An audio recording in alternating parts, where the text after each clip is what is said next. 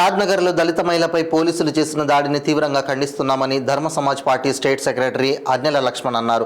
సంగారెడ్డి జిల్లా కేంద్రంలో ధర్మ సమాజ్ పార్టీ కార్యాలయంలో విలేకరులతో మాట్లాడుతూ షాద్నగర్ పోలీసులు ఎలాంటి తప్పు చేయకున్నా దళిత మహిళను తీవ్రంగా కొట్టి హింసించడాన్ని ఆయన ఖండిస్తూ మాట్లాడారు.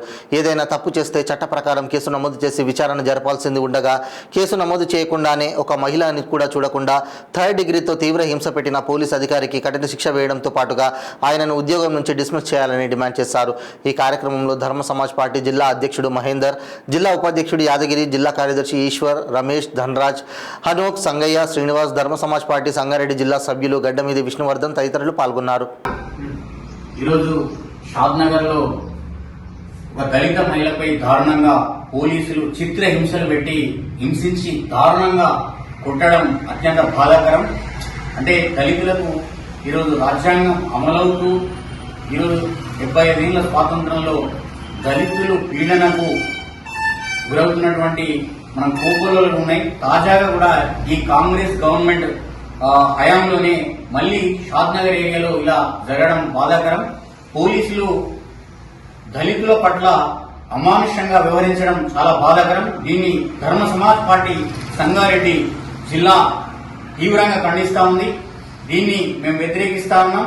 ఈ చర్యను గవర్నమెంట్ సీరియస్ గా తీసుకుని సంబంధిత పోలీస్ అధికారులపై కఠిన చర్యలు తీసుకోవడంతో పాటు వాళ్ళ ఉద్యోగాల్ని బర్తరఫ్ చేయాలని, వాళ్ళని ఉద్యోగాల నుంచి డిస్మిస్ ఫ్రమ్ ద ఎంప్లాయ్మెంట్ నుంచి తీయాలని మేము బలంగా వాదిస్తున్నాం, డిమాండ్ చేస్తున్నాం.